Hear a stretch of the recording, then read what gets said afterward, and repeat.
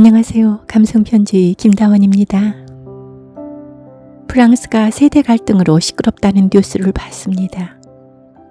젊은이들은 베이비 부머 세대가 자기들에게 부채를 떠안겼다 하고, 노인들은 재정위기 원인을 그렇게 보는 것이 맞지 않다며 대립한다는 것입니다. 이 뉴스를 보다가 읽기를 막 마친 책의 몇 줄이 떠올랐습니다. 이 숲은 활력이 넘쳐요. 노년층, 중장년층, 청소년층, 유아층 등 모든 연령층의 나무가 이 숲에서는 모두 활력이 넘쳐요. 장래의 희망을 기대할 수 있는 이런 숲이 바로 우리가 가장 흐뭇하게 바라보는 숲이에요. 나무와 숲을 관찰하며 우리의 삶을 이야기하는 일본 소설가 고다 아야의 책입니다. 책 제목은 나무인데요. 가문비 나무의 갱신, 등꽃, 편백, 약구 삼나무 등 15개의 목록으로 되어 있습니다. 오늘은 편백 중에서 여러분에게 몇 장 읽어드립니다.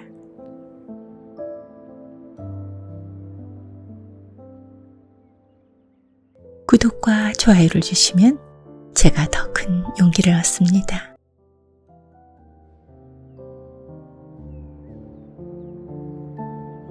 인간에게 저마다의 이력이 있듯이 나무에도 저마다의 이력이 있다.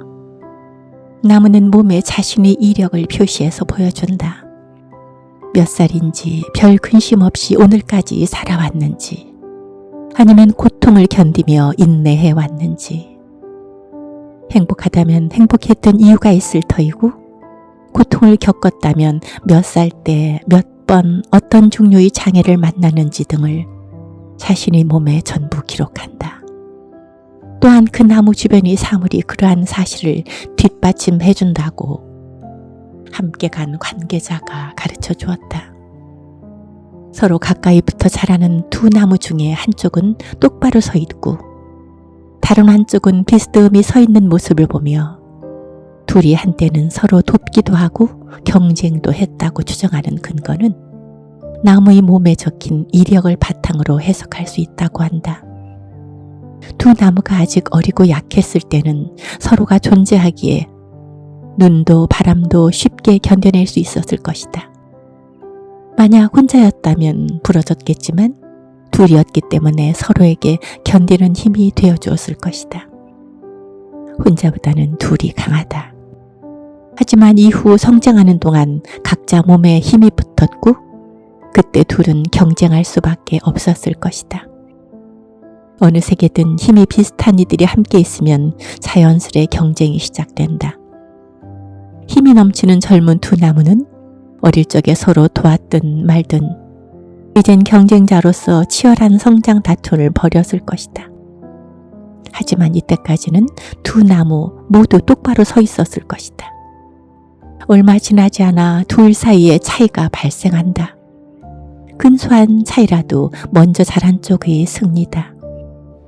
햇빛을 충분히 받으며 공간을 마음대로 활용할 수 있는 승자는 그 기세를 몰아 가지와 잎을 마음껏 키워내는데, 이는 경쟁했던 나무에게 압박으로 작용한다. 패배한 나무는 일조량이 부족한 데다 위로 뻗어나가려 해도 장애물이 가로막혀 성장이 위축된다. 그런데 만약 주위에 또래나 더 큰 나무들이 무럭무럭 자라고 있었다면 성장이 가로막힌 나무도 불만스럽긴 하지만 2인자로 만족하며 한쪽으로 기울어지지 않고 곧게 뻗은 모습을 유지한 채 살아갔을지도 모른다. 옆으로 기울 수 있는 여유 공간이 없기 때문에 별 수 없이 위를 향해 똑바로 자랐을 것이다. 그러나 이 시점에 주변에 변화가 일어났다. 어떤 변화였는지는 모르겠다. 바로 옆에 있던 노목이 수명이 다해 쓰러졌을까? 사람들이 벌목 작업을 벌였을까? 아니면 장대비나 눈이 녹아 물이 흐르는 바람에 흙이 움직였을까? 어쨌든 어떤 이유 때문에 바로 옆에 있던 나무 몇 그루가 목숨을 잃었고 그곳에 생각하지도 못한 빈 공간이 생겼다고 본다. 보세요. 그 증거로 주위 상태와 비교할 때 이 나무 주변에만 왠지 이상하게 빈틈이 있는 것 같지 않나요? 나무의 이력과 주위 정황을 종합해보면 그런 결론이 나옵니다. 햇빛을 받지 못하던 나무가 이 기회를 놓칠 리 없다. 2인자로서 위로 곧게 자라라는 것보다 햇빛과 공간을 쟁취하려고 한쪽으로 기우는 게 당연하다. 결국 나무는 이때 영구적 후유증을 갖게 된다. 나무의 이력에 관한 이런 해석을 듣자 나무가 살아가는 고통과 인간이 살아가는 고통이 너무 닮아 있어 자꾸 친근감이 들었다. 정신을 차리고 보니 번뇌의 기록을 새긴 나무는 여기저기 있었다. 혹을 안고 있는 나무, 뒤틀린 나무, 굽은 나무, 본래 줄기가 부러져 중간에 있는 곁가지가 줄기 대신 자란 나무, 밑동은 하나인데 3m 정도 올라간 곳에서 두 갈래로 갈라진 나무, 두 그루가 딱 달라붙어 한 그루처럼 보이는 나무 등등 변형된 부분이 있는 나무가 드물지 않게 눈에 띄었다. 게다가 뒤틀리고 굽은 부분은 외형뿐만 아니라 나무 안쪽의 조직도 변형되어 고집불통처럼 심하게 변질된 탓에 톱으로 자르면 완강히 저항하다 결국 톱질하는 중에 심하게 휘거나 갈라지는 경우도 있다고 한다.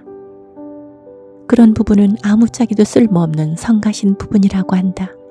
좋지 않은 것, 나쁜 것으로서 최저 등급에도 들지 못하는 등급 외의 목재로 여긴다는 소리로 들렸다. 어째서죠? 굽고 뒤틀렸다는 건 말하자면 힘이 있다는 뜻이잖아요. 그 힘 때문에 나무가 부러지거나 쓰러지지 않고 살아올 수 있었던 거잖아요. 맞아요. 나무가 살아있을 때는 그렇죠. 하지만 나무를 잘라서 목재로 가공할 때는 이도 저도 못하는 최악의 결함입니다. 그렇게까지 폄훼할 필요는 없잖아요. 극심한 고통을 참으며 버텼는데 성가시다느니 쓸모없다느니 왜 그렇게 차갑게 말하는 거예요? 나무의 처지에서 생각해 보세요. 서럽고 분해서 눈물이 날 거예요. 그거 참 별 희한한 소리를 다 듣네요. 이 지역 사람들은 주로 임업이나 제재업에 종사하니까 다들 나무에 큰 관심을 갖고 있는데 굽은 나무를 나쁘다 했다고 혼이 난 일은 처음입니다. 암튼 그런 나무는 기피 대상이라 불쌍히 여기는 사람은 없어요. 아무래도 내 감상이 받아들여지지 않는 듯 이야기를 하면 할수록 상대방은 놀란 표정을 지었다. 요컨대 그런 나무는 그다지 좋은 것은 아닌 듯 싶었다. 하지만 나는 어떻게 나쁜지 어떻게 안 좋은지 직접 확인해봐야 수긍이 갈 것 같았다. 그래서 어떤 식으로 아무짝에도 쓸모없는 성가신 존재인지 보여달라고 부탁했다. 놀란 표정이 질린 표정으로 바뀌고 곤란한 얼굴로 바뀌더니 웃는 낯으로 바뀌었다. 그런 부탁이야 어려운 일도 아니니 못 들어줄 것도 없지만 그런 부탁은 또 처음 받아보네요. 가슴속이 굽은 나무에 대한 슬픔으로 가득 차오르는 걸 느끼면서 숲길을 걸었다. 굽은 나무만 눈에 띄었다. 그 중에서 무사태평해 보이는 나무는 하나도 없었다. 수령 100년, 200년을 살아온 나무 한 그루의 무게는 얼마나 무거울까. 장작 하나의 무게도 상당하다. 한 다발 들라치면 끙끙거려야 한다. 더군다나 뿌리를 내리고 서 있는 나무의 무게다. 대략 짐작하기도 어렵지만 측은한 마음으로 굽은 나무를 바라보면 모두 추한 꼴을 드러낸 채 가혹한 무게를 견디고 있는 듯했다. 볼수록 눈이 아파오던 그때 조금만 더 가면 거목으로 이름난 수려한 나무가 있다는 말을 들었다. 거목과 엘리트 나무가 같은지 다른지는 모르겠지만 거목은 정말 엘리트라 부를 만하다고 생각했다. 그 나무 혼자만 수려하다고 해서 엘리트가 되는 것은 아니다. 주위에 성질 좋은 나무들, 이를테면 수행원 같은 나무들이 모여 있어야 한다고 들었다. 물론 엘리트의 조건으로 수령, 나무가 무성하게 자라는 기세, 그 밖에 이런저런 항목이 있긴 하지만 수행원 또는 친위대를 거느리고 있어야 하는 점도 엘리트 자격에 포함되는 듯 싶다. 그 거목은 수려하기로 이름난 만큼 다른 나무보다 한층 더 눈에 띄었지만 주위의 나무들도 하나같이 줄기가 곧고 키가 커서 우수한 나무만 골라다가 거목 주위에 심어놓은 것 같았다. 굽은 나무의 뒤틀린 모습에 아린 마음을 품었던 내 눈에 비친 이 광경은 더없이 느긋해 보였다. 나도 모르게 곧게 뻗은 나무는 역시 시원시원하다는 말이 나왔다. 굽은 나무는 마음을 쥐어짜는 것 같지만 엘리트 나무는 마음을 부드럽게 해준다. 엘리트 나무보다 더 기분 좋게 해주는 숲도 있다고 한다. 골짜기 저편에 보이는 숲이었다. 왠지 방금 보고 온 거목의 잔상이 남아있어 별다른 감흥 없이 멍하니 쳐다봤다. 골짜기 너머라 멀기도 해서 풍경이 지극히 평범해 보였다. 하지만 그곳의 나무는 전부 줄기가 곧았다. 사선으로 키운 나무가 없었다. 멀리서 볼 때 특히 수직선 사이에 사선이 섞여 있으면 눈에 확 띄기 마련인데 사선이 없었다. 그래서 예의 바르게 보이는 듯하다. 설마 그게 장점일 리는 없을 텐데 하는 생각을 하던 중에 깨달았다. 바른 사람은 점잖지만 종종 활력이 없는 경우가 많다. 그런데 이 숲은 달랐다.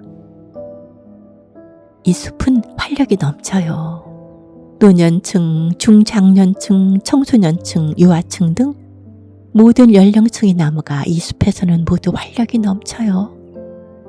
장래의 희망을 기대할 수 있는 이런 숲이 바로 우리가 가장 흐뭇하게 바라보는 숲이에요. 모든 연령층이 모여 있고 일제히 활력이 넘치는 것이 곧 장래성 있는 번영이라는 말이다. 좁아지는 길을 걸어 다다른 강에는 잔교가 놓여 있었다. 굵지 않은 통나무를 껍질째 옆으로 늘어놓은 다리였다. 연결된 통나무 틈새로 편백나무 새싹이 선명하게 보였다. 1cm도 안 되는 겨우 몇 밀리미터 정도로 보이는 작디 작은 연두빛 어린 잎이 올라와 있었다. 그건 200년을 살아온 나무의 출발을 보여주는 모습일 테지만 믿을 수 없이 연약해 보였다. 그러나 방금 보고 온 번영의 숲에서 느낀 기쁨도 틀림없이 본래 이 사랑스러운 연약함에서 출발했을 것이다. 쓰레기처럼 보이는 편백나무의 자손은 엘리트 나무에게도 굽은 나무에게도 없는 애처로움을 가지고 있었다. 빨리 자라라고 기도하게 만드는 강력한 애처로움이었다.